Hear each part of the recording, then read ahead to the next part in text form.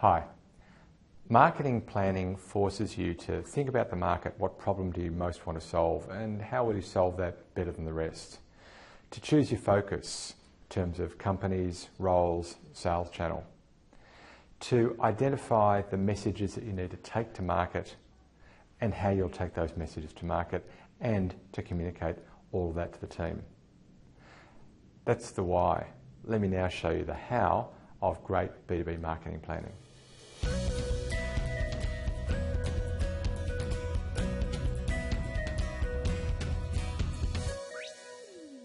The first step of how is to get your team together, at least sales and marketing, but try for more. Set your long-term and your short-term sales targets clearly. Identify the one problem that you want to be the best in the world at solving. Debate and document who most has that problem, both in terms of role and the type of business they work in, because that's a new target market. Identify what it would take to 100% fully solve that problem, because that's what you need to take to market as a solution. Identify the sales channel that's best equipped to flush out that problem with that chosen market, and then to earn the right to solve it, because that's your new sales channel. Work out who else solves the problem and how you'll beat them. Identify the velocity that you need from top to bottom to meet your sales targets. Identify and document the most effective tactics that can achieve that. In other words, can move buyers through their journey at that chosen velocity, and then distill it to one page. Let me show you the 5 articles that I found when researching today's article on marketing planning. And I want to show you also a piece of research that shows why we need to get everybody planning together. There are some massive gains to be made. I want to share that with you now. Well, helpfully, the first article we found answers I think the first question. Why do we need a marketing plan? It's from business.gov.au, the Australian government website. And unlike a lot of the other business or government articles that I found to be pretty vacuous, this one's not bad. It's a bit 101, but it isn't wrong in any regard. Let's just say it's bland, but it is accurate. The template that they refer to at the very end of the article, let me scroll down, is likewise complete, free, but it's very paint by numbers. Here's the link. Okay, so you can link to the template here. Look, it's useful, but it's paint by numbers. Basically says, what is your answer to this question? What is your answer to this question? That helps, but how should I think about the question is missing. And I would argue that none of this, as a consequence of the blandness, really would help your marketing planning to become the source of a sustainable competitive advantage. It's just kind of, how do I get through this pain of building a marketing plan? Wrong approach altogether. Even though it's moderately well, oh no, actually it's well done, I'm being unkind. It's well done, but it just doesn't answer any big questions. How to create a marketing plan. Now, that's helpful. Certainly, I would agree with their all hands on deck. In fact, our studies, this is one of their conclusions, all hands on deck, is one of their conclusions is, I need to defend my all hands on deck bit, starts with marketing plan, and they say you can have hundreds of pages. Now, a couple of things I agree with and don't agree with. All hands on deck. Well, in fact, our studies have shown that businesses that plan together enjoy 31% better lead acceptance. That is, 31% more of marketing's leads get accepted by sales. That's fantastic. As a result, there's a 56% better closure of the leads that come from marketing. Together, they produce a 62% lift in how much of your revenue comes from new business compared to those that don't plan together. So, long story short, plan together. I'll link to that other report in the credits. Now, I disagree though with planning taking months, and that 100 pages is ever a good idea, even if you're a huge company. Frankly, if you can't get your marketing planning results, your conclusions down to 1 page, then you don't understand it yourself, and how can you expect others to? It's big on the why, despite the title. So the title says how to create a marketing plan. The video and the text, very big on the why and very light on the how. So, not great. Here's that alignment report, by the way. And again, I'm going to include the links to it in the show notes. The 10 conclusions from our 2013, published in 2014 report that we did with Marketo. And one of the conclusions is planning jointly, quickly and often. No, wrong one. Yeah, planning jointly, quickly and often, that is the right one, often lifts the performance of the engine, and we go into how and why. Worth having a read of. Now, blog number 3, or article number 3. Marketing plan template, exactly what to include. Now, you might imagine, if you've been watching the show for a while, that I would be sick of referencing this article from Dave Levinsky. Well, I'm not. It's as good on a fourth read as it was on the first read.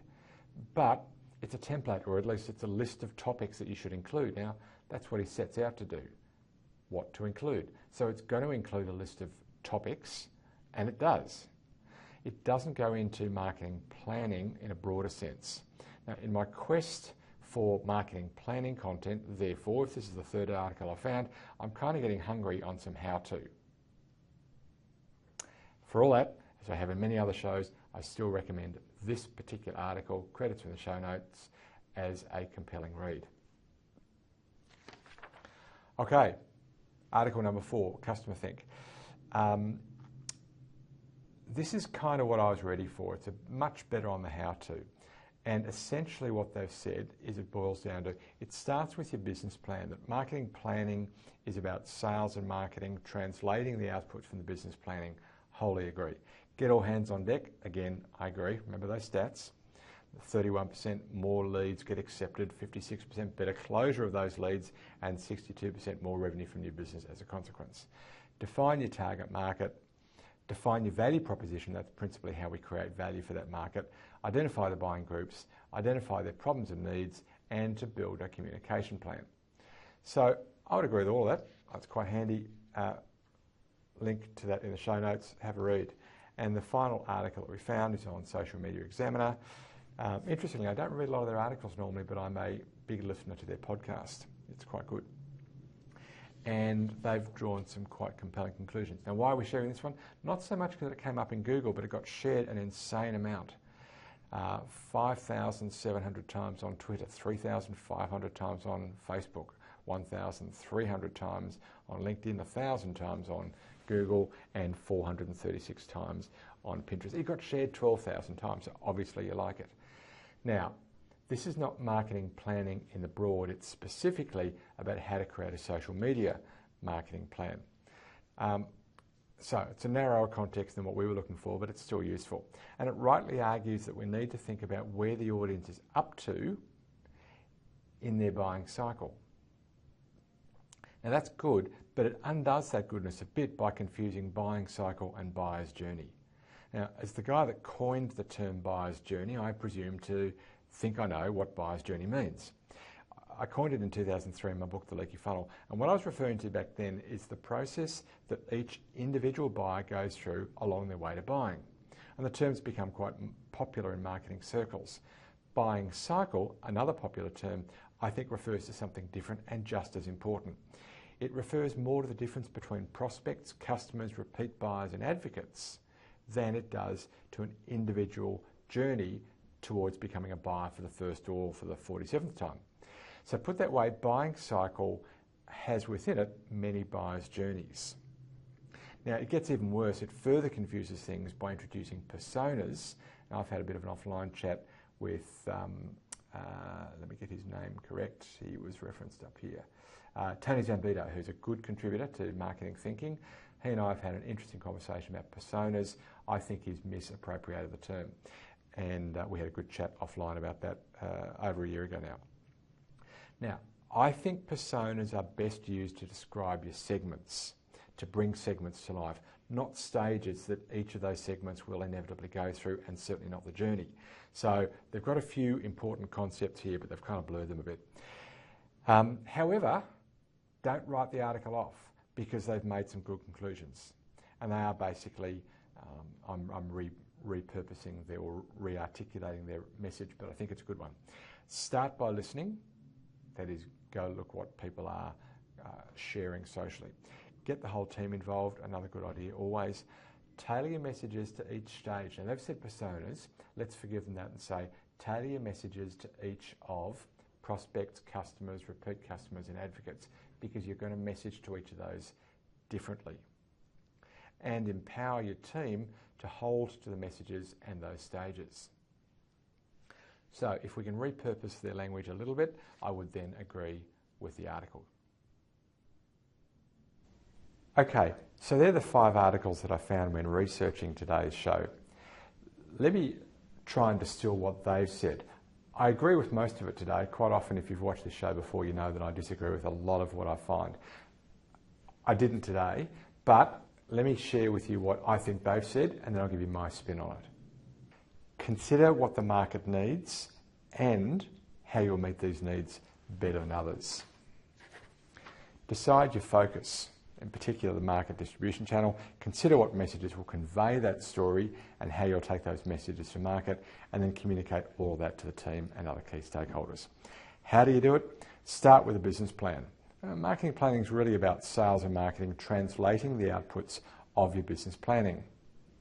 Get all hands on deck. Remember those stats that I shared with you from the report, and I'll give you the link to that in the show notes, in the credits of the show notes. So 31% better acceptance of marketing qualified leads, 56% better closure of those leads, and 62% more coming from new business. So it's worth doing. Get everybody together. Define the target market, define the value proposition. That's basically how we create value for them. Identify the buying group or groups, identify their problems and needs, and build a communication plan. Now with social, they suggested we start by listening. Good call. Get the team involved. Tailor your messages for each stage. By that we mean in the buying cycle, and empower your team to hold to the message and the stage. As I said, I don't fundamentally disagree with any of that. I just think the order's wrong, and there are some really important missing bits. Let me just replay it to you now, the way I see it. Let's start with why. It forces you to consider what the market's primary problem is and how you'll solve it better than others. Now, needs aren't enough. Needs only matter if the market buys into the pain of inaction at all, and you can't assume that. And the other problem with needs is that it allows the market, or even requires the market, to define their own concept of what they need. And then they hold you to that view. It's better that you shape the needs. So focus on problems one stage earlier, not needs. Decide your focus, obviously company's role, sales channel. Consider what messages they will convey the story and how you'll take those messages to market, and communicate all of this to the team. So pretty much I'm agreeing with the other 5 authors, but I'm saying not needs, but pain. Now let's get to the how. Quite different spin on this. 10 steps. Get your team together. At least sales and marketing, but try for ops, finance, CEO, director if you're a larger company, director of your division. Set your long-term and your short-term sales targets clearly. Identify one problem, the one that you most want to be the best in the world at solving. Debate and document who most has that problem, because that's who your new target is. Identify what it would take to 100% solve the problem, because that's your new solution. Identify the sales channel who can best flush out that problem with that market, and then earn the right to solve it, because that's who your sales channel should be. Work out who else solves the problem and how you're going to beat them. Identify the velocity needed top to bottom to meet your sales targets.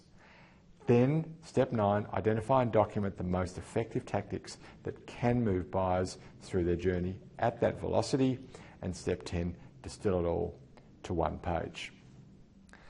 Well, if you enjoyed today's show, then likely you'll enjoy others. If you haven't already, a couple of places you can subscribe. Go to youtube.com/mathmarketing or mathmarketing.com/funnelvision. Go to one of those spots and subscribe if you haven't already.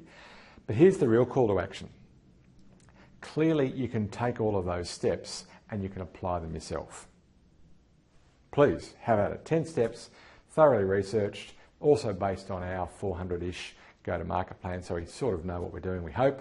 And I think those 10 steps hold true. But if you want, there's a free tool that can help you do it. It's called Funnel Plan. If you haven't already used it, check it out at funnelplan.com.